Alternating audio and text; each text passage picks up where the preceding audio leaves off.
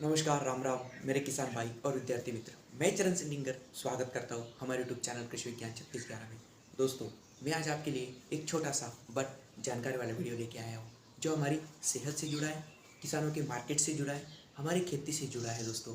और वो जो है हमारा अंतर्राष्ट्रीय मोटा अनाज वर्ष दोस्तों।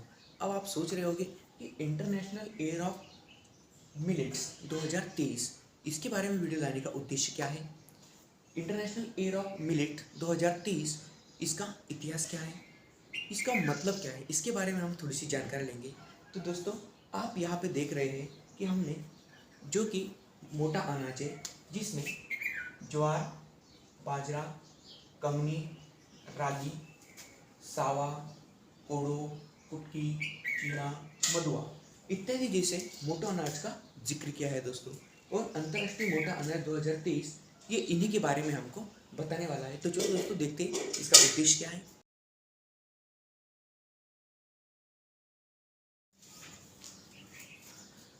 दोस्तों, 2023 अंतर्राष्ट्रीय मोटा अनाज वर्ष लाने के पीछे इतिहास क्या था उसके बारे में थोड़ी सी जानकारी ले लेते हैं दोस्तों।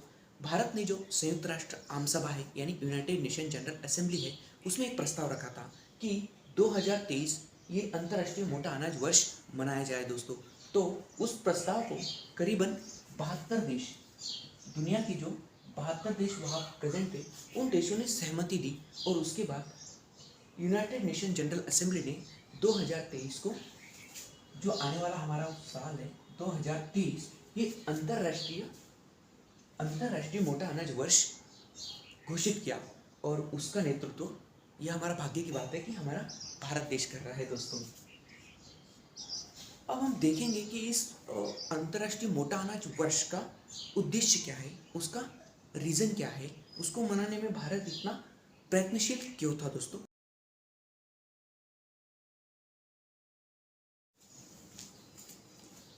अब अंतर्राष्ट्रीय मोटा अनाज वर्ष का उद्देश्य क्या है दोस्तों। पहला उद्देश्य है जो कि मोटा अनाज है जैसे ज्वार, बाजरा, रागी, कोडो, कुटकी इत्यादि जैसे जो मिलेट्स है उनके बारे में लोगों में जागरूकता पैदा करना। उसके बाद जो अगला उद्देश्य है वो है इसको अपने अन्न का हिस्सा बनाना दोस्तों। आज हम जो पश्चिमी देश के अन्न है उनकी तरफ झुक रहे हैं और उसमें जो हमारे ट्रेडिशनल यानी पारंपरिक अन्न के रूप में जो हमारी मिलेट्स यानी मोटा अनाज है उससे हम दूर जा रहे हैं दोस्तों। आज से 50 साल पहले अगर हम हिस्ट्री देखें तो लोग अपने अन्न में मिलेट्स यानी ये मोटा अनाज का ज़्यादा उपयोग करते थे, इसीलिए वो बीमारियों से मुक्त थे। लेकिन आज हम जो पश्चिमी देशों के खाने अपने खाने में यूज़ कर रहे हैं उसके कारण अनेक बीमारियों को हम आमंत्रित कर रहे हैं। इसीलिए ये जो मोटा अनाज है ये हमारे लोगों का अन्न का हिस्सा बने, ये भी एक उद्देश्य इस वर्ष के पीछे है दोस्तों।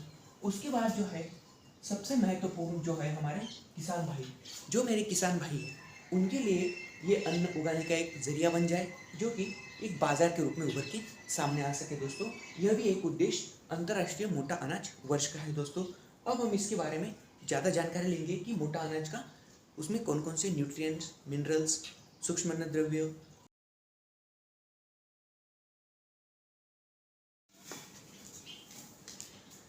दोस्तों, अब हम जानेंगे कि जो मोटे अनाज है उनको सुपर फूड यानी सुपर फूड स्मार्ट अन्न क्यों कहते हैं दोस्तों। सबसे पहले ये जो अनाज है ये इसको कम पानी लगता है, इसको कम उम्र उर्वरक लगता है, कम उपजाऊ मिट्टी में भी आता है, कम कीटकनाशक इसको ज़रूरत लगती है। उसके बाद जो हमारे तापमान है, अगर उच्च तापमान भी हो तो ये अच्छी तरह से सह सकता है। उसके बाद सुपर फूड यानी स्मार्ट अन्न कहने की वजह इसमें दोस्तों प्रोटीन, फाइबर, विटामिन्स जैसे zinc, phosphorus, potassium, calcium, copper, लौह इत्यादि जैसे मेजर और माइक्रो न्यूट्रिएंट्स है दोस्तों। उसके बाद एक अच्छा एंटीऑक्सीडेंट माना जाता है। अब मेरे किसान भाई और विद्यार्थी मित्र को मैं बताना चाहता हूँ कि एक टर्म जो एंटीऑक्सीडेंट है इसका मतलब जो हमारे बॉडी में आयन होते हैं, जो निगेटिव और प्लस माइनस आयन होते हैं उनको मेंटेन करना और उसके मेटाबॉलिज्म जिसे हम बोलते हैं बॉडी का, उसको हम एंटीऑक्सीडेंट की ज़रूरत होती है दोस्तों। उसके बाद फ्लेवोनॉइड, सैपोनिन, लिग्निन्स इत्यादि जैसे अन्न द्रव्य और इम्पोर्टेंट एंजाइम्स इसमें पाए जाते हैं। इसीलिए आज के उभरते दौर में और आने वाले समय में ये मोटे अनाज को हम सुपर फूड यानी स्मार्ट अन्न के रूप में देखेंगे। अब हम इसके बारे में, इसको सेहत का उपयोग क्या है उसके बारे में थोड़ी सी जानकारी लेंगे दोस्तों।